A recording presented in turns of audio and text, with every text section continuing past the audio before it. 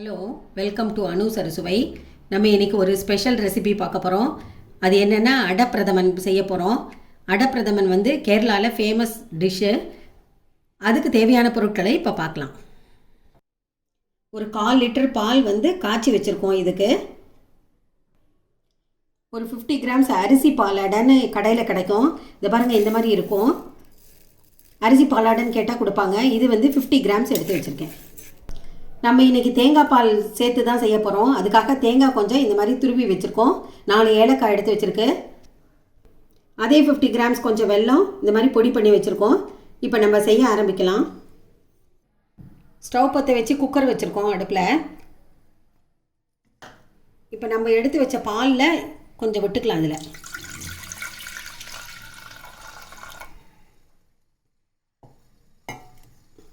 பால் எடுத்து வச்ச பாலில் ஒரு பாதி அளவுக்கு விட்டுக்கலாம். இப்போ நம்ம எடுத்து வச்சுருந்த இந்த பாலாடை இருக்கு இல்லையா, அரிசி பாலாடை, அதை வந்து இதில் போட்டுக்கலாம். பாலில் சேர்த்துக்கலாம். இப்போ குக்கரை மூடி 3 விசில் விட்டால் போகிறோம். 3 விசில் விட்டுட்டு ஆஃப் பண்ணிடலாம். இந்த பாலாடை பால்லையே வேகணும், அப்போ தான் நல்ல டேஸ்ட்டாக இருக்கும். இது 3 விசில் வந்தவுடனே ஆஃப் பண்ணிடலாம். அதுக்குள்ளே நம்ம வந்து தேங்காய் எடுத்து வச்சதை அரைச்சி தேங்காய் பால் எடுத்துகிட்டு வரலாம். தேங்காய் பால் வச்சு தான் நம்ம இப்போ அது செய்ய போகிறோம். இப்போ விசில் அடங்கிடுது. இப்போ குக்கர் திறந்து பார்க்கலாம். இது பாருங்கள், நல்லா வெந்திருக்கு. பாலாடை நல்லா வெந்திருக்கு. இப்போ இதை வேறு எண்ணத்தில் ட்ரான்ஸ்ஃபர் பண்ணிக்கலாம்.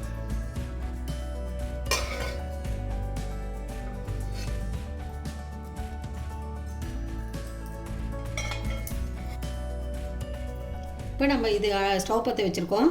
இப்போ நம்ம மிச்ச பால் கொஞ்சம் வச்சுருக்கோம், அதை இதோட சேர்த்துக்கலாம்.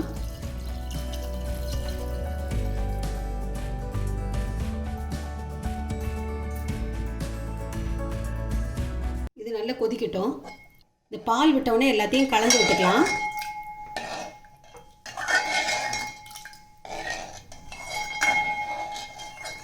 இப்படி 2 கலர்னா எல்லாம் ஒன்றும் ஆகிடும். இப்போ நம்ம இதில் பால் விட்டுருக்கோம். அந்த பால் நல்லா சூடாகி நல்லா கொதி வரட்டும். அதுக்கப்புறமா நம்ம வெல்லத்தை இதில் சேர்த்துக்கலாம்.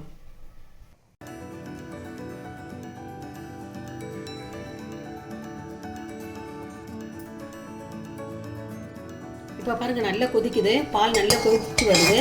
இப்போ நம்ம என்ன பண்ணலான்னா, வெல்லம் எடுத்து வச்ச வெல்லத்தை ஆட் பண்ணிக்கலாம். இதுக்கு வந்து ஸ்வீட் கம்மியாக தான் போடணும். அதனால் சர்க்கரை போடக்கூடாது, வெல்லம் தான் போடணும்.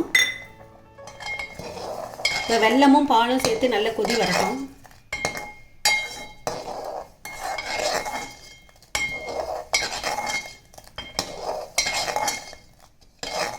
இப்போ நம்ம வெல்லம் சேர்த்த உடனே பால் வந்து மைல்டு ரெட்டிஷ் கலரில் வரும். அந்த கலர் தான் வந்து அடப்பிரதமன் இருக்கும்.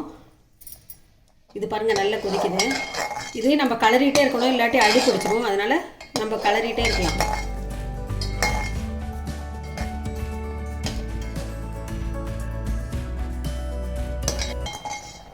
இது வந்து இன்னும் கொஞ்சம் லிக்விடாக இருக்குது. அதனால் இன்னும் கொஞ்சம் திக்னஸ் வரதுக்காக நம்ம ஒரு 2 மினிட்ஸ் கொதிக்க வைக்கலாம்.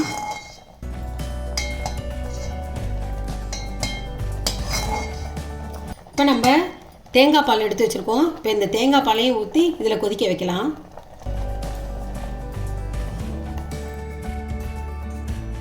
இப்போ இதில் வந்து அடப்பிரதமனில் தேங்காய் பால் ஊற்றி செய்கிறது தான் ரொம்ப டேஸ்ட்டாக இருக்கும். இப்போ அது தேங்காய் பால் ஊற்றினது ஒரு 2 மினிட்ஸ் கொதிக்கட்டும். இது கொதிக்கட்டும். அதுக்குள்ளே நம்ம முந்திரி பருப்பை வறுத்துட்டு வந்துடலாம். 2 டீஸ்பூன் நெய் விட்டுக்கலாம்.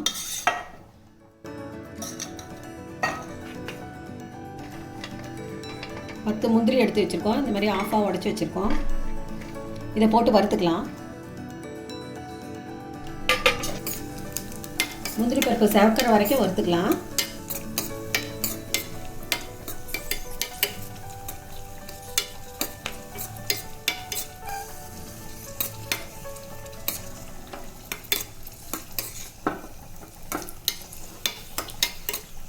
இதில் நல்லா செவந்தெடுத்து இப்போ அதில் போட்டுக்கலாம்.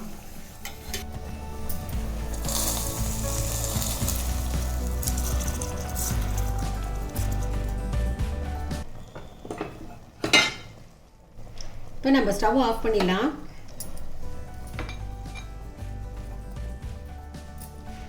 ஏலக்காய் பொடி எடுத்து வச்சுருக்கோம்.